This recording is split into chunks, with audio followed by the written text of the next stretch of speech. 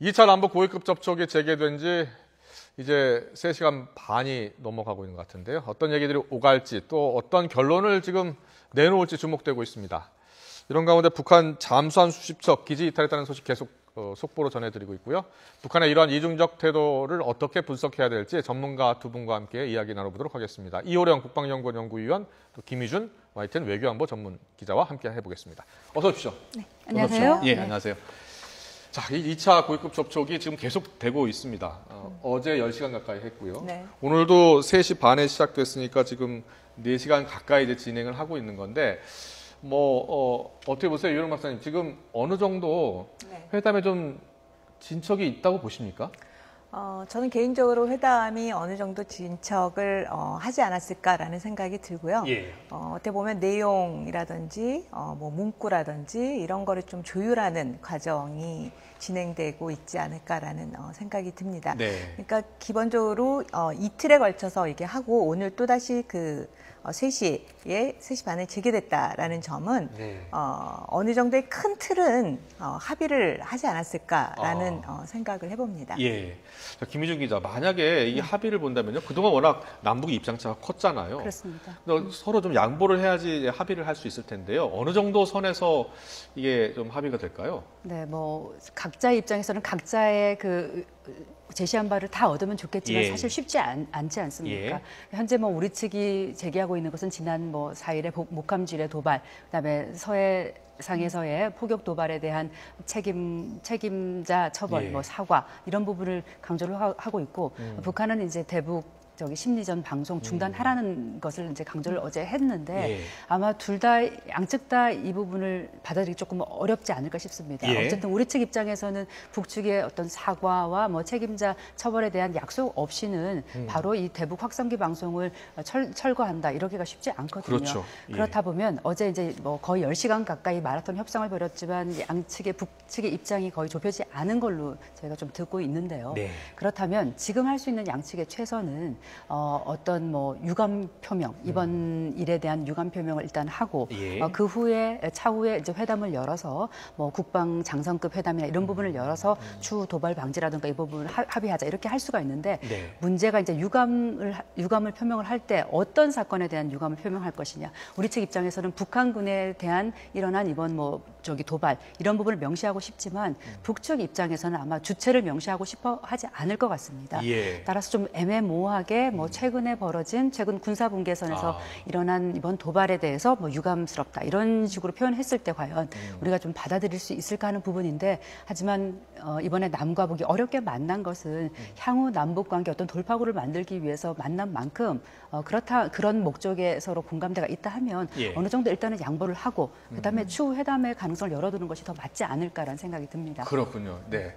자, 이호령 박사님. 네. 이호령 박사님이 이번 지금 협상이 지금 어느 정도 진척이 되고 심지어 문구를 조율하고 있을 수도 있다라고 이렇게 전망을 해주셨는데 이호령 박사께서 그렇게 보는 이유 가운데 하나가 이번 고위급 접촉이 상당히 오랜만이기 때문이죠. 그렇죠. 이번에 고위급 회담은 어떻게 보면 2007년에 총리회담, 그다음에 그때 14선언 정상회담 이후에 그리고 나서 이어서 또 국방장관회담이 있었죠. 네, 남북 국방장관회담이 2007년 말에 있었습니다. 네네. 지금의 주중대사이신 김장수 그 당시에는 국방장관님이 나가셨죠. 예.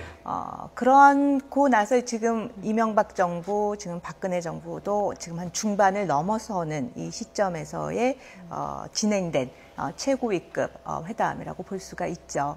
어떻게 보면은 남과 북 아니면 김정은 체제에 들어와서는 어떻게 보면 처음 있는 거죠. 이런 고위급 회담이 처음 있는 거라고 볼 수가 있기 때문에 앞에서도 이렇게 말씀을 드렸듯이 골든타임이라는 것은 골든타임을 놓치면 돌이킬 수 없는 과정이 진행이 되는 게 골든타임이지 않습니까? 네. 그러한 측면에서 이 시기를 놓친다면 과연 김정은이 뭘로 극복할 수 있을까? 지금 현재 그런 상황을 보면요.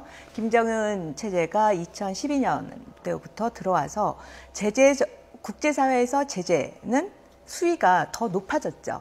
네. 그다음에 경제적인 현상이 좋아졌다라고 하지만 2012, 2013 또 증가하는 듯 했지만 그건 외부적 효과에 의해서 경제가 증가됐다라는 거죠. 철강석이라든지 수출이라든지 그다음에 북중 관계가 좋아지지 않고 또 철강석 가격이 떨어짐으로 인해 가지고 북한 경제가 다시 아래로 지금 다운이 되고 있는 상황인 거죠. 예.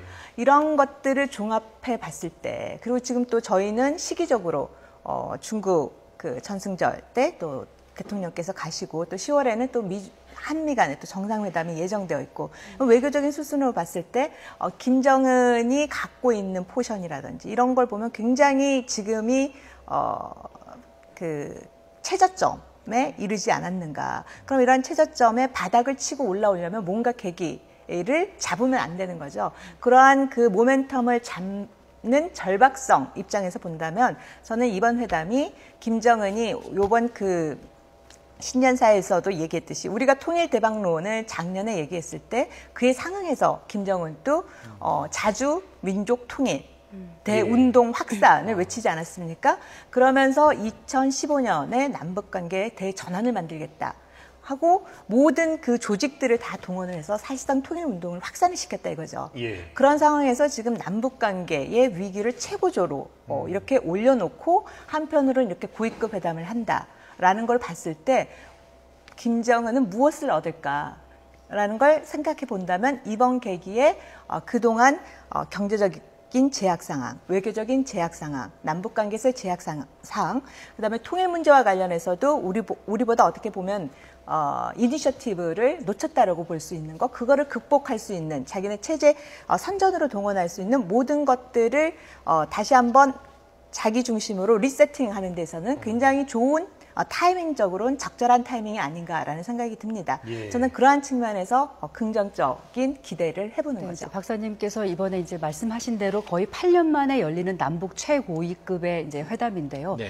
이제 그 고위급인 것은 물론이고 이번에 이번 회담의 형식, 격 이런 부분에도 조금 주목을 해야 될 것 같습니다. 아주 이례적인 2+2 회담인데 남북 간의 안보에서의 최고 실세 그리고 이제 통일 문제에서의 최고 수장들이 지금 모인 것이지 않습니까? 예. 그래서 제가 지금 좀 생각을 해보는 건 이제 회담한 지 4시간이 지금 거의 지났나요? 네. 예, 거의 이제 돼가고 있는데 그렇다면 이 군사 안보 문제, 이런 뭐 도발에 대한 책임 문제 이런 부분은 수석 대표 간 회동을 통해서 아마 김관진 실장과 황병서 총정치국 간의 어떤 비공개 접촉이 있을 수 있고 예. 그 나머지 부분에 있어서 홍영표 통일부 장관과 또 김양건 대남 담당 비서가 만나서 아마 그 나머지의 남북 간 관계 발전을 위한 어떤 현안들을 논의하자 이렇게 해서 좀 뭐 향후 이제 이산가족 상봉 재개라든지 뭐 오이사 조치 해제 문제 뭐 예. 이런 부분까지 좀 현안들을 논의하는 투트랙으로 이루어질 가능성도 있지 않을까라는 좀 생각을 해봅니다. 그렇군요. 이 남북 그 협상을 올해 이제 취재한 기자이기 때문에 김준 네. 기자가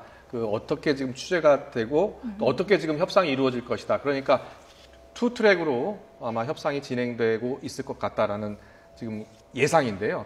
자, 이현영 박사님은 어떻게 보세요? 보통은요, 네.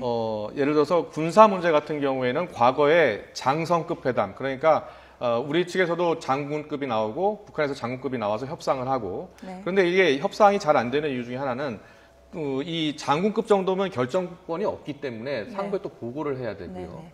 그런데 지금 그 권력 서열에서 군에서 최고 서열이라는 지금 황병서 총정치부장이 지금 나와 있지 않습니까? 네, 네. 그렇기 때문에 그만큼 이 회담의 무게가 네, 네. 다른 때와 다르다는 거죠. 네, 지금 방금 재밌는 포인트를 지적해 주셨는데요. 그 전에 우리가 그 남북 장성급 회담이라든지 국방장관급 회담이라든지 정상회담이라든지 이런 걸 보면은 밑에서부터 바텀업, 밑에서부터 위로에서 어느 정도 다 조율을 된 다음에 위에서 이렇게 합의를 해가는 형식이었다면 예. 요번에는 탑다운의 형식으로 지금 회담이 진행이 되고 있는 거죠. 그러니까 위에서부터 기본 원칙이라든지 어떤 합의를 하고 그 다음에 세부 사항을 이끌어 나가는 거는 밑에 실무자라든지 각 부서, 담당 부서들이 책임을 질 수 있게끔 행동 수칙을 만들어가는 그러한 형태로 가지 않을까라는 생각이 듭니다. 그런 측면에서 이전의 남북 관계에서의 회담 방식과 지금의 회담 방식이 좀 차이를 보이고 있지 않는가라는 네. 생각이 듭니다. 이 남북이 함께 같은 지금 그 의지, 생각을 갖고 있기 때문에 또 이 협상이 진행되고 있는 거 아니겠습니까? 남과 북 입장, 지금 서로 얻을 것이 있을 것 같아요. 자, 어떤 것들이 있겠습니까? 네, 아무튼 뭐 이번 회담 어렵게 쉽게 이렇게 성사가 됐는데 그 배경에는 어쨌든 양측이 뭐 일촉즉발의 그런 위기 상황, 뭐 전쟁, 전쟁에 예. 준하는 그런 사태까지 예. 가지 않기를 바라는 마음이 있었던 것 같고, 예. 그다음에 이런 것을 계기로 해서 오히려 남북 관계를 조금 풀어가자는 아마 절박성이 있었을 것 같습니다. 특히 올해가 뭐 6.15 공동선언 또 저기 15주년이고 광복 70주년인데도 예. 그 아주 의미 있는 행사들을 양측이 함께 기뻐하고 행사를 하지 못할 만큼 넘어가지 않았습니까? 예. 그런 부분에 있어서 이제 양측이 어느 정도의 좀 의지가 있다고 봐야 되는데 문제가 북한으로서는 가장 그 예민하게 생각하는 최고전원 모독 또 자신들의 체제 유지와 또 직결이 되는 그런 대남 비방 방송에 대해서 예. 그런 걸 중단을 해야 되는 아주 절박성이 있지 않을까. 아마 김정은 위원장이 이것만은 너희들 받아와라고 분명히 했을 것 같은데요. 예. 그렇다면은 그것을 하기 위해서는 자신들 우리 측이 요구하는 어떤 도발에 대한 사과, 재발 방지 약속 있어야 되는데 과연 그렇게 할 수 있을까라는 좀 생각이 듭니다. 아무튼 네. 예. 북한 입장에서는 어떨까요? 지금 김정은 채 3년 차인데요. 김정은도 지역 주민, 그러니까 그 북한 주민들한테 보여줘야 되는 무언가 있습니다. 그러니까 네네. 경제적으로 좀 잘 살게 해주고 싶은 욕구도 있을 거고요. 네. 최근에 뭐 아까 말씀하신 것처럼 경제가 좀 좋아졌다고 합니다만 여전히 어려운 상황 아니겠습니까? 그렇죠. 예. 그 북한의 김정은 체제가 김정일 체제와 다른 것 중에 하나가 북한 사회에 그 북한 주민들의 생각이 많이 달라진 상황에서 김정은 체제가 들어섰다라는 거죠. 예. 그 점에 주목해서 본다면 김정은이 왜 이렇게 대남 방송에 예민하게 반응을 하는지를 쉽게 유추할 수 있다라고 봅니다. 이미 그 자본주의 물결에 의한 그 시장 조성이라든지 이거는 이미 김정일 체제부터 시작이 돼서 주민들이 다 해왔던 거죠. 예. 즉 자기의 먹거리를 자기가 찾겠다. 더 이상 북한 당국에 의존하지 않겠다라는 거는 그 시점부터가 바로 북한 당국에 충성할 그러니까 의지라든지 노력이 그 이전에 비해서 훨씬 반감했다라고 볼 수가 있는 거죠. 그러면 그 김정은 체제가 들어와서 그 보여준 정책들을 보면요, 굉장히 그 북한 주민들에게 호감을 살 수 있는 정책들을 중심으로 많이들 하고 있는 거죠. 관광이라든지 뭐 경제적이라든지 아니면 레스토랑이라든지 뭐 많은 그런 아파트 건설이라든지 주민들이 직접 피부로 닿을 수 있는 그런 그 경제 시책들을 내세우고 있는데 문제는 뭐냐면 오히려 그것이 북한 주민들과 일부 간부들 간의 빈익빈 부익부 현상을 초래하는 그러한 또 다른 부작용을 갖고 온다라는 거죠. 그러한 측면에서 김정은 그 체제하에 와서는 국내 문제를 다루는 데 있어서도 우리가 생각하거나 판단하는 그러한 그 생각이 그런 불안감의 온도가 우리가 지금 생각하고 있는 거랑 북한 당국이 생각하는 거랑은 좀 틀리지 않을까라는 생각이 듭니다. 네. 김민정 기자, 그 지난 5월이었나요? 현영철 인민무력부장을 고사총으로 총사를 한 적이 있었잖아요. 그래서 김정은 체제가 굉장히 지금 공고히 안정화되고 있다고 보는 시각도 있지만 굉장히 불안해하고 있는 것 아니냐, 이런 시각도 있어요. 그렇습니다. 예. 뭐 그런 부분이 어떤 김정은이 자기 권력 기반을 강화하기 위한 그런 조치였지만 오히려 그로 인해서 공포 정치가 가속화되고 그렇다 보니 뭐 간부급들의 마음의 이탈이라든가 이런 부분이 계속 가속화되고 있지 예. 않습니까? 그런 만큼 어떻게 보면 그러니까 박사님 지금 잘 말씀해 주셨는데 어떤 자본주의의 맛을 본 그런 주민들의 민심 위반이라든가 이런 부분 때문에 예. 더더욱이 이번에 우리 측이 카드로 내건 그 대북 심리전 확성기 방송에 더 예민하게 반응하는 것이 아닌가라는 생각이 듭니다. 예. 그러니까 북한은 이제 유일 수령 체제고요. 이 최고전원 모독이라는 게 가장 큰 죄인데 뭐 이런 예가 있었습니다. 그 이제 2000년도에 북한이 이제 핵을 포기하는 조건으로 우리가 이제 캐도 경수로 원자를 우리 측이 지어주지 않았습니까? 캐도라는 예. 그 협의체를 구성을 해서 그때 이제 영변 경수로 현장에 가 있던 이제 우리 측 노동자가 그 마당에서 이제 그 노동신문 일면이 좀 떠들고 있었나 봐요. 신문에. 예. 거기에 이제 그 당시 김정일 위원장의 사진이 있던 그 신문지였는데 그거를 모르고 이제 깔고 앉았다고 합니다. 그러면서 그거를 본 이제 북측 이제 관계자가 이제 크게 이제 반발을 하면서 아주 남북 간에 이제 긴장 국면을 조성했던 적이 있는데요. 그만큼 예. 예민하게 반응하는 것이거든요. 그렇기 때문에 어떻게 보면 우리 정부가 이번에 그 목함질의 도발에 대해서 이 확성기 방송 재개라는 카드를 내건 것은 예. 북한의 이제 아킬레스건이 뭔지를 가장 잘 알고 좀 건드렸던 좀 괜찮은 전략이지 않았나라는 또 생각을 또 듭니다. 네, 그렇군요. 자, 북한이요. 이제 지금 남북 간 어느 정도 지금 회담을 하자고 먼저 제안을 했어요. 네. 그러니까 먼저 제안을 도발을 하고 또 먼저 제안하고 네. 그리고 포격 도발을 하고 바로 4분 뒤에 또 제안을 하고 네. 이게 전형적인 북한의 전략이라고 보면 되겠습니까? 많은 분들이 북한의 이런 행태를 보고 잘 짜여진 각본이다. 예. 잘 짜여진 시나리오다. 라고 말씀하는데 저는 그렇게 보지 않습니다. 아, 그렇군요. 예. 그러니까 계산된 행동이라기보다는 자기네들이 행동을 하고 수습이 되지 않았기에 나온 즉각적인 대응이다. 라고 보는 게 보다 더 정확하지 않을까라는 생각이 듭니다. 그걸 사후적으로 평가할 때 잘 짜여진 시나리오 같고 화전 양면술 같아 보이고 예. 동쪽에서 일을 벌이고 서쪽에서 또 다른 일을 한다라고 하지만 성동격사. 네, 네. 성동격사라고 하지만 저는 그렇게 보지 않은 거죠. 그러니까 내부적으로도 이 군부나 네. 그리고 또 이 협상파, 네네. 강경파가 조율이 안 됐다 이렇게도 볼 수 있다. 사실상 우리가 어떤 정책을 취하는 데 있어서는 조율이라는 말이 맞을 것 같지만요. 예. 북한에서는 그런 걸 행동하는 데 있어서 어떤 정책을 취하고 뭘 하는 데 있어서의 조율이라는 말은 오히려 맞지 않다라고 보고요. 그렇다면요. 지금 북한이 지금 잠수함 수십 척을 지금 이동시키고 있지 않습니까? 네네. 저러한 그 전술이라고 해야 되나요? 네네. 저런 대응 태세를 어떻게 보십니까? 저거는 조율에 의해서 나왔다라기보다는 예. 북한이 준 전시 태세를 취하고 나서 그 다음에 순차적으로 한국의 반응을 봤더니만은 자기네들이 생각해봤던 것보다 수위가 더 높게 압박을 하고 있는 거죠. 예. 그러면 군사적 측면에서 봤을 때 준전시 상태에서 그러한 조치를 취하지 않고 가만히 있다는 것은 말이 더 안 되는 거죠.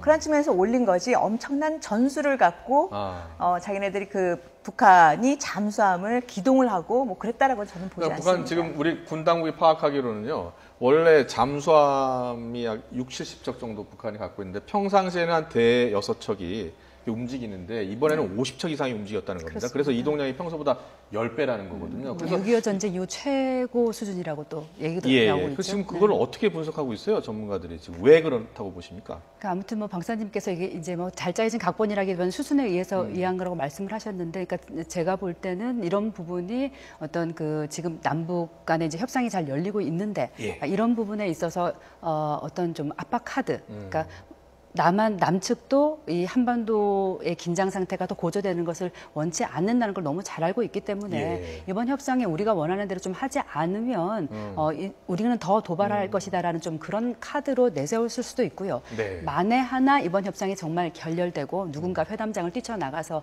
결렬됐을 경우에 우리는 또 추가 도발할 그런 준비를 하고 있다라고도 볼 수 있겠어요. 그러니까 오늘 좀 조선중앙TV에 좀 눈에 띈 것이 사실은 이제 뭐 군 차원에서 이루어진 그런 것뿐만 아니라 일반 주민들의 어떤 무장 상태를 좀 강조를 했습니다. 그러니까 가령 오늘 뭐 원산 구두 공장을 취재한 그런 부분이 나왔는데 공장 근로자들이 다 군복을 입고 있고 현장에 나간 기자가 이 군복을 입고 이제 뭐 인터뷰를 하고 이런 모습들이 나왔거든요. 그러니까 주민들조차도 이런 준 전시 상태에 준해서 우리가 다 무장을 하고 있다면서 이 협상하고 있는 대표단에 좀 힘을 실어주려는 그런 또 의도가 아닌가라고도 좀 볼 수 있겠습니다. 그렇군요. 이윤호 박사님, 어떻게 보면은 내부 단속을 더 강화하기 위해서 어떻게 보면 김정은 체제를 좀 더 공고히 하기 위해서 한번 비상을 걸고 있는 그런 모습이라고도 볼 수 있을까요? 그러한 측면 또 강하다고 봅니다. 준 전시 상태면은 군한테만 그걸 하는 게 아니죠.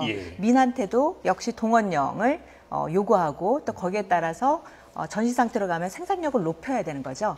그런 거를 어떻게 보면 홍보를 하고 있는 거예요. 내부적으로는. 그런 측면에서 주민들이 뭐 군복을 입고 생산을 한다라든지 그런 거를 쇼 오프를 한다라고 볼 수가 있는 거죠. 예, 알겠습니다. 지금 남북 고위급 2차 접촉이 이제 4시간 넘게 이제 진행이 되고 있습니다.